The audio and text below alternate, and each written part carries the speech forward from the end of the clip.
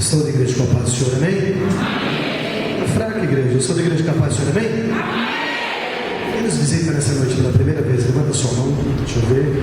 Está aqui acompanhando junto conosco também, meu irmão junto com a sua esposa, irmã lá no fundo, outra irmã, amém? Sejam bem-vindos em nome do Senhor Jesus. Este é outro lugar a não ser a casa de Deus e a entrada da porta dos céus, amém? Amém. A pior coisa na vida do ser humano, ou uma das situações mais difíceis na vida do homem e de uma mulher, é quando situações invadem a nossa vida. Nós sentimos as adversidades da vida nos sufocar e o céu parece que ele se torna de bronze. Você olha para a esquerda, você olha para a direita, você olha para frente, você olha para trás e você não vê saída. Quando o desespero ele aflora dentro de você, ele começa a tomar conta dentro de você. Você olha para aquele que é o seu amigo, você olha para aquele que está do seu lado, você olha para aquele que dorme com você, você olha para aquele que caminha junto com você, você olha para aquele que também jurou estar junto com você, andar com você, mas você nota que o deserto ele é tão grande que nem a pessoa, ninguém está do teu lado, está junto com você. Parece que você entra num deserto sozinho e você não vê saída. Nós vivemos num tempo, estamos vivendo época no mundo que nós podemos falar que nós estamos vivendo nem milésimos de segundo, nós podemos colocar que nós estamos vivendo micros de segundo. Se o apóstolo João já dizia que nós estamos vivendo os últimos tempos, últimas horas, no tempo de hoje, na geração de hoje que nós estamos vivendo, na época da graça, eu posso dizer para vocês que nós estamos vivendo micros de segundo, aguardando já a volta do Senhor Jesus. Se você olhar para os acontecimentos da história, se você olhar para Israel, se você olhar para o relógio do tempo que está acontecendo naquele lado do Oriente, você vai ver que Jesus ele já está bem próximo à sua vida, já está bem próximo à vida de Jesus. Eu quero dizer algo para vocês. O que eu vou dizer esse testemunho aqui, porque eu vou colocar ele dentro da mensagem que vamos trazer nessa noite. Eu quero que você fique ligado, porque durante a mensagem Deus vai colocar, eu tenho certeza, esse testemunho no meio da mensagem, você vai entender. No ano de 2007, pela sua misericórdia, o Senhor permitiu que eu fosse conhecer o outro lado do mundo. Eu fui a trabalho, estive conhecendo a Cracóvia, na Polônia. E quando nós estávamos em Budapeste, nós fomos conhecer os campos de concentração de Auschwitz e de Birkenau, aonde Hitler exterminou mais de 6 milhões de pessoas, de judeus. Para você ter uma ideia, a Cracóvia, na Polônia, ela fica do leste europeu. Varsóvia é a capital da Polônia. Você sabe o que é gueto? O que é um gueto? Quando eu entrei dentro do campo de concentração de Auschwitz, eu entrei dentro das câmaras de gás. Ali eles matavam, as paredes eram de concreto, tinham sinais de unhas no concreto da parede, dos judeus que eram sufocados por um gás chamado Ciclone B12. Eu tirei foto das unhas de judeus cravados no concreto na parede. Eu falei, pastor, eu não acredito, eu também não acreditava, mas eu tenho a foto das unhas cravadas na agonia da morte dentro de uma câmara de gás. Você sabe que uma mulher judia, principalmente na época de Jesus ou nas épocas de hoje também, não foge à regra. O que elas mais prestigam são o seu corpo. Não se exponham à nudez. E as mulheres entravam naquela câmara de gás junto com seus filhos, abraçados todas nuas, homens e mulheres todos misturados. E eles falavam assim, vocês vão entrar aí para tomar um banho, que daí vocês vão embora. Eles entravam lá, aquele gás descia sobre eles, em 20 minutos eles morriam asfixiados com aquele gás, e eram colocados dentro dos fornos e queimados ali, e jogados, incinerados, já arrancavam os dedos, que eram os próprios judeus que eles pegavam para humilhar mesmo. Pegaram os próprios judeus para pegar aqueles corpos e lançarem naqueles lugares para jogarem fora. E dali eles não viam mais, eles não sabiam, entravam naquele lugar. E quando fomos entrar dentro daquela câmara de gás, estava escrito assim, em 3 línguas. Estava escrito em Deutsch, em alemão, estava escrito em espanhol, estava escrito em inglês. Você está preparado para sentir o cheiro da morte? E quando entrávamos dentro daquele local, o cheiro era de morte, seu corpo arrepiava todo. Então, quando Hitler entrou em Varsóvia, na capital, ali na Polônia, os guetos eram bairros cercados, que eles tiravam os judeus e cercavam naquele lugar, e dali eles levavam para os campos de concentração. Tinham mais de 22 campos de concentração naquelas regiões. Os mais afamados eram de Auschwitz, porque era a cidade da Cracóvia, lá o município da Polônia, e o outro era o de Birkenau. Para vocês terem uma ideia, eles iam lá, arrancavam os homens do gueto, a família, e levavam para os campos de concentração, e falavam: os guetos eram bairros cercados, se vocês saírem daqui, nós vamos pegar a tua família que está lá no campo de concentração e vamos matar. Então eles ficavam confinados dentro do gueto. O gueto era um lugar de confinamento. Gueto era um lugar de confinamento, era um bairro cercado, onde ali eles iam e buscavam o povo e levavam para o campo de concentração. E ali que quem saísse daquele bairro cercado, eles matavam. Quando Hitler tomou a capital, Varsóvia, Polônia, quando eles invadiram a Polônia, para vocês terem uma ideia, preste atenção, a Polônia em 7 dias se rendeu a Hitler. Em 7 dias, se você olhar nos anais da história, você vai ver que em 7 dias se rendeu a Hitler.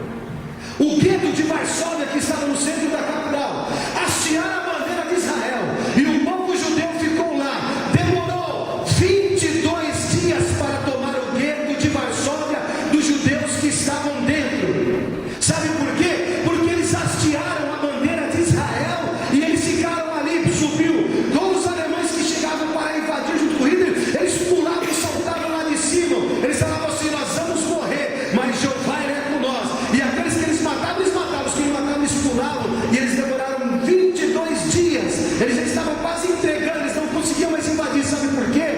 Eles falaram assim: nós vamos morrer, mas nós não vamos entregar assim de mão dada, não. Eles lutaram. A pior coisa na vida de um ser humano, de uma pessoa, é quando as lutas advêm sobre a tua vida, você não vê saída, você olha para a dificuldade, você está no val de Jaboque, você está na luta, você está no estreito, você parece que está lutando com um anjo, mas você não consegue ver vitória. É nesse momento que Deus entra e realiza o querer e o efetuar. Deus não tira você do problema, Ele passa com você pelo problema. Sadraque, Mesaque, quando entrou na fornalha, o Senhor não tirou ele da fornalha, mas passou pela fornalha com eles. O pai do homem da fornalha estava lá. E nessa noite não é diferente, ele está aqui também. Eu não sei o que trouxe você aqui nesse lugar, mas eu quero que você pegue o teu dedo indicador, cutuque o seu irmão que está do lado e fala: Jesus vai te pegar se você deixar, meu irmão. Amém? Desembainha a tua espada no livro do profeta chorão, Jeremias. Amém? Abre a tua Bíblia no livro do profeta chorão, Jeremias. O capítulo é o de número 32. Jeremias capítulo 32.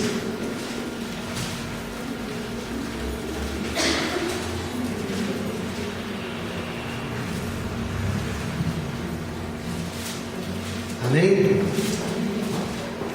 Jeremias capítulo 32.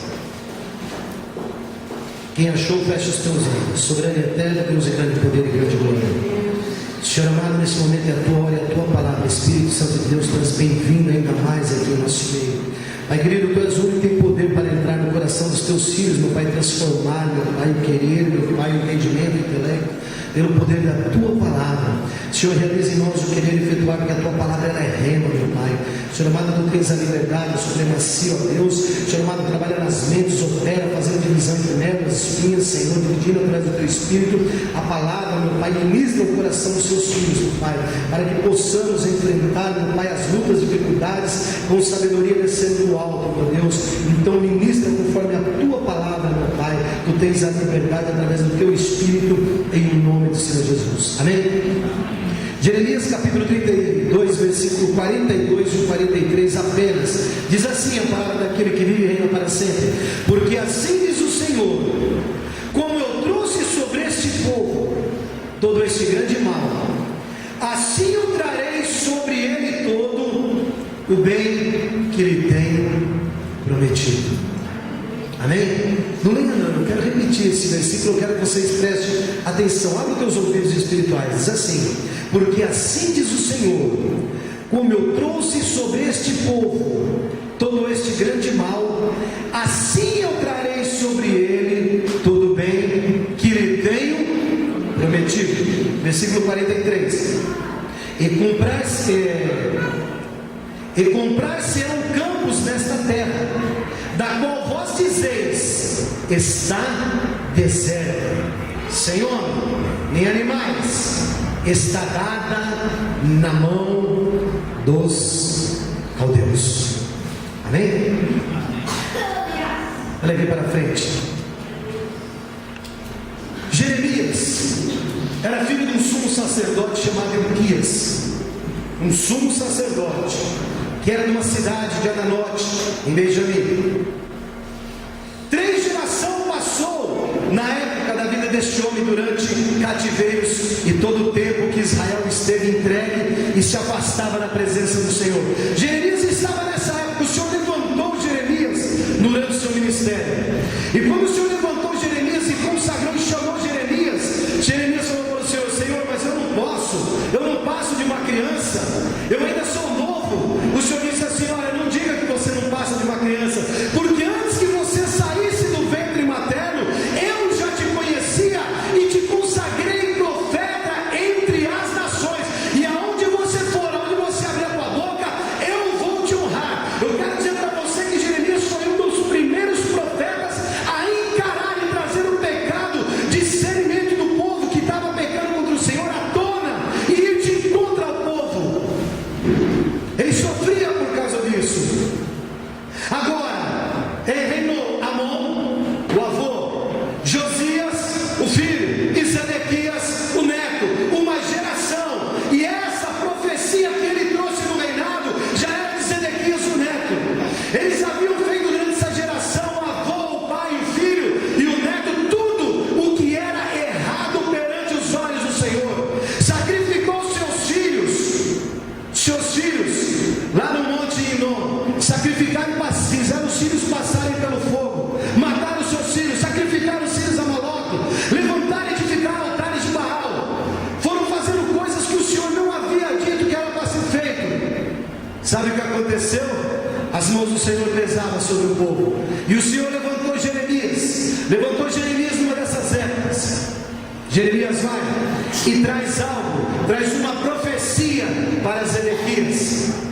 O rei Zedequias, o que ele faz?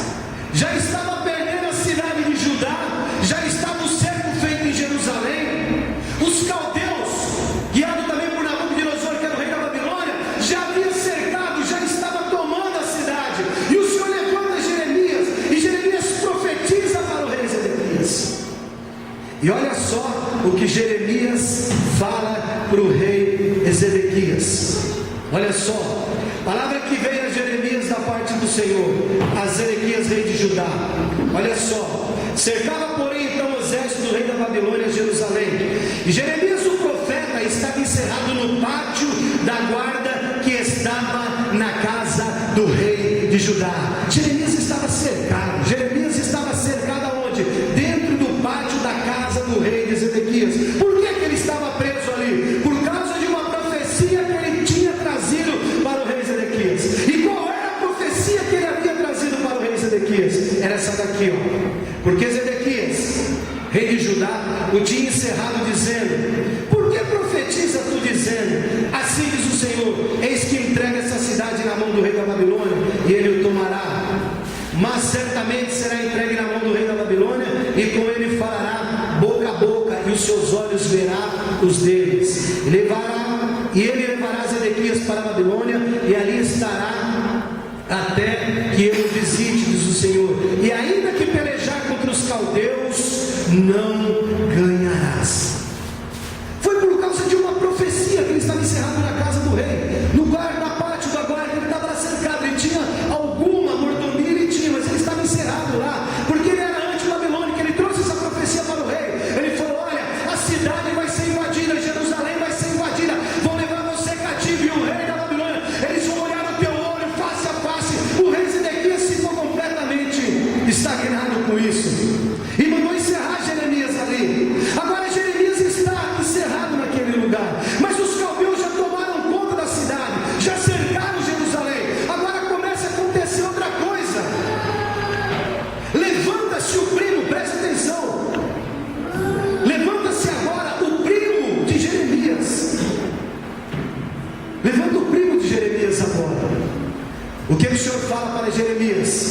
O Senhor se revela a Jeremias e diz para Jeremias: Jeremias, o filho do seu tio, olha só, o que é uma palavra profética?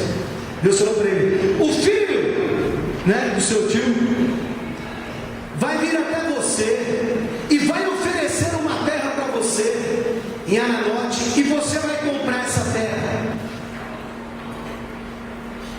O que acontece? O primo de Jeremias,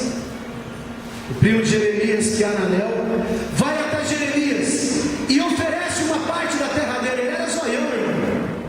Ele sabia que a terra já estava cercada pelos caldeus, a terra já não ia produzir mais nada, já estava tudo perdido. E então o primo de Jeremias vai até ele e oferece uma herdade, oferece uma terra para Jeremias. Jeremias se lembrou do que o Senhor havia dito para ele, porque o Senhor já havia confirmado isso para Jeremias. Jeremias falou: esse negócio é de Deus.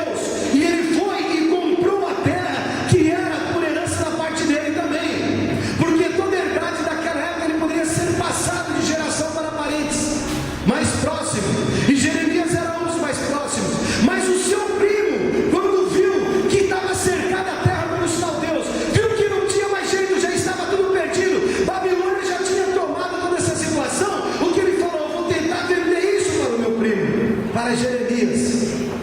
Uma situação que parecia difícil. Sabe o que acontece? Quando ele vai falar com Jeremias, Jeremias se lembrou do que o Senhor havia dito com ele. Jeremias diz a palavra que ele vai e compra essa terra do seu primo. Ele compra essa terra do seu primo, mas só que ele faz algo. Ele compra essa terra perante os olhos de todo, que era comum. Quando era feito um pacto, quando era feita uma escritura, quando era lavrada uma escritura de compra e venda naquela época, ela podia ser feita e selada. Poderia ter a parte aberta e a parte fechada. A parte aberta era que ela ficava exposta ao público, a sua metade da escritura, para todo eles saberem perante o público que havia feito um contrato de compra e venda. E sabe onde era feito isso? Era no pátio do palácio, na entrada da porta de uma cidade, ao público, para que todos vissem. Eles assinavam e ali era selado. Aquela parte que era selada era fechada e colocado dentro de um vaso de barro para poder ficar por muitos e muitos tempos. E aquela que era aberta, ela ficava exposta para que todos vissem e soubessem que aquele pessoa havia comprado aquela escritura e havia tomado posse daquele negócio. Mas olha só que coisa interessante. Aí nós chegamos no capítulo 32, versículo 42 em diante.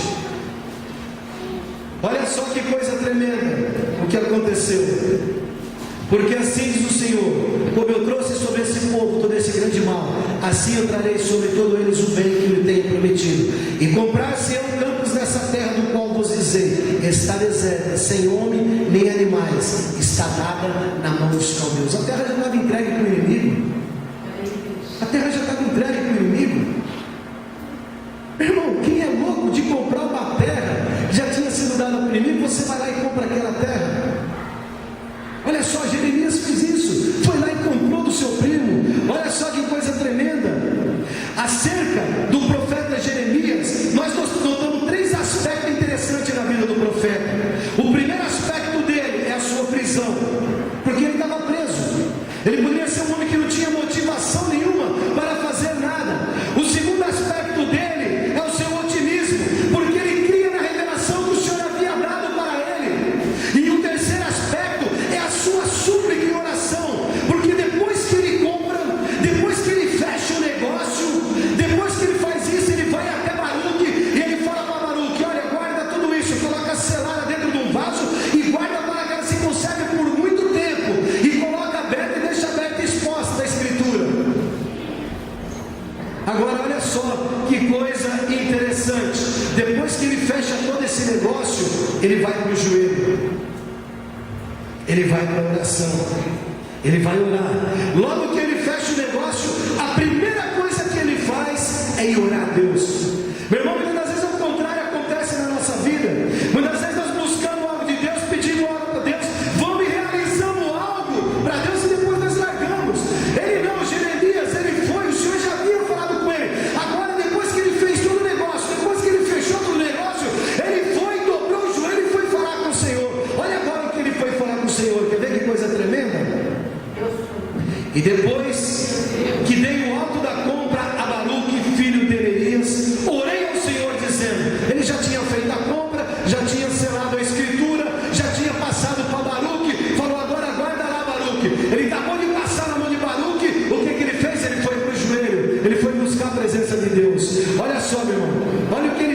Deus: ai, Senhor Jeová, eis que tu fizeste os céus e a terra com teu grande poder, com teu braço estendido, maravilhoso.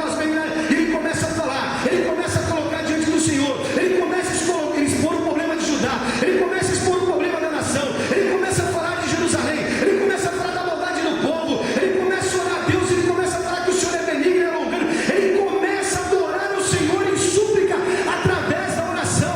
Meu irmão, sabe o que acontece com a gente? É que quando a gente está passando por luta, nós buscamos a Deus, colocando nas mãos do Senhor e deixamos, mas quando você começa a suplicar, foi que nem foi dito aqui em cima do altar quando subiram, adoração é algo que tem que brotar de dentro de você. Aquele que adora em espírito e verdade, o Senhor honra a presença daquele. Adoração é algo que tem que estar encalcado, emanado dentro de você, mesmo no cerne da dificuldade da sua vida. Isso tem que brotar de dentro de um adorador. A Bíblia diz que o Senhor procura verdadeiros adoradores que o adorem em espírito e verdade. Assim aconteceu com Jeremias. Ele não olhou para o lado, ele foi dobrar o joelho e foi orar. Ele foi expor o problema da nação, ele foi expor o problema do povo. Sabe o que aconteceu nesse manto de mistério? Aconteceu uma coisa aí. Hora que Jeremias acabou de orar, aí vem a resposta do Senhor para Jeremias, aí vem a palavra do Senhor a Jeremias, aí vem a resposta de oração de Deus para com Jeremias. Uma coisa é você buscar Deus, e outra coisa é Deus falar com você. Você já viu aquela pessoa que vem para a casa do Senhor e fala: Senhor, Senhor, se o Senhor converter a minha família, se o Senhor tirar fulano das drogas, se o Senhor fizer isso, Senhor, eu vou te buscar. Senhor, se o Senhor me der um carro zero, meu Pai, eu vou te adorar até o resto da minha vida. Senhor, se o Senhor fizer isso. Do homem para Deus tem o sim, mas de Deus para o homem tem o sim também. O Senhor fala assim: se você deixar, eu vou entrar, eu vou transformar. Mas a necessidade que você seja um verdadeiro adorador que me adore em espírito e verdade. Tem o sim do homem para Deus, mas tem o sim de Deus para com o homem. Agora Jeremias buscou em oração essa situação. Quando ele acaba de orar ao Senhor, vem a resposta de Deus para Jeremias.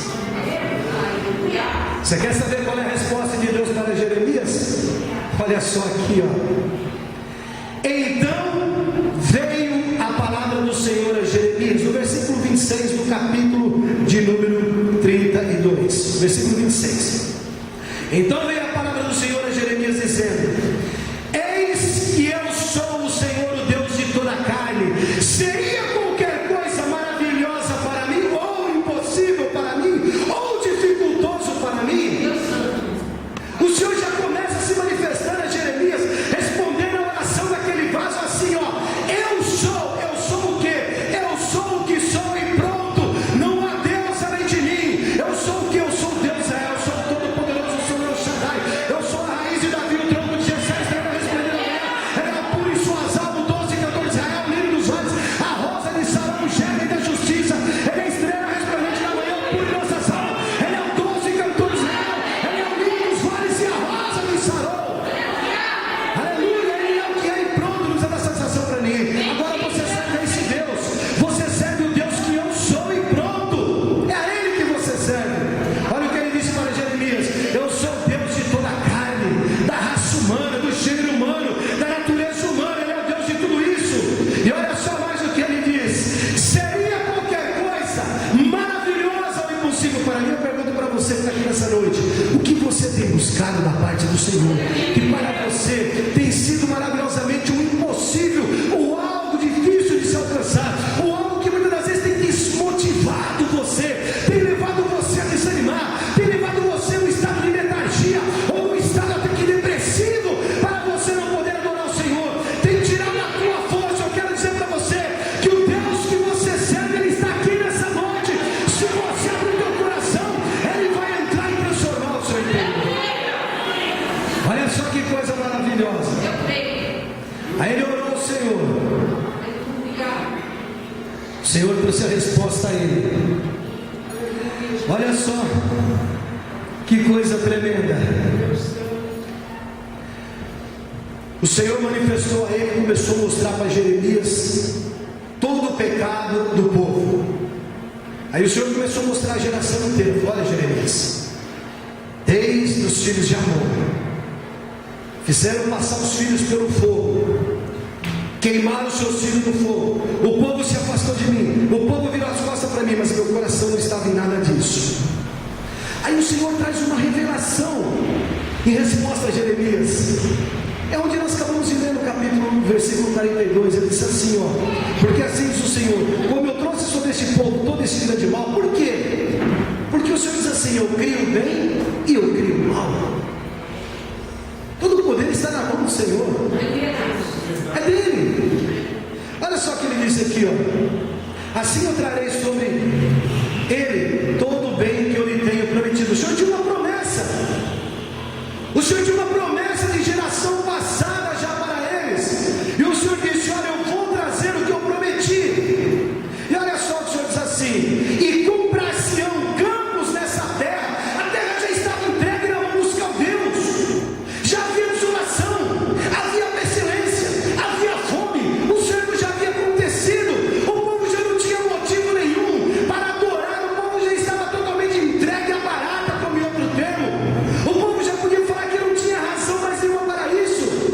E olha só o que o Senhor diz assim: e comprar-se-ão campos nessa terra da qual vós dizeis. Era o povo que estava falando, o próprio povo sabia que não tinha mais jeito na terra, o povo sabia que a terra já não produzia, não tinha mais condição nenhuma, já não tinha animais, não tinha nada. O Senhor vai e fala para ele o quê? Vai comprar essa terra que está deserta. Você já parou para pensar nisso? Você já parou para imaginar como que Deus é tremendo? Meu irmão, qual de nós seríamos loucos a comprar uma terra que não produz nada? O Senhor mandou eles comprar uma terra desértica, uma terra que não produzia nada, uma terra que havia cercado pelo inimigo, já estavam passando privacidade de tudo. O Senhor mandou fazer isso, meu irmão. Na nossa razão, na nossa concepção humana, nós faríamos o contrário. Quando nós vamos comprar algo, nós queremos buscar o que é de melhor, nós queremos buscar aquilo que, mesmo dentro da nossa condição, mas nos dá o direito de nós buscarmos algumas regalias. Mas o Senhor aqui está falando ao contrário: olha, vocês vão comprar essa terra que está deserta. Por quê, meu irmão? Por que o Senhor faz ao contrário? Deus, ele faz ao contrário. Deus não poderia falar: não, vocês vão comprar a terra assim. Como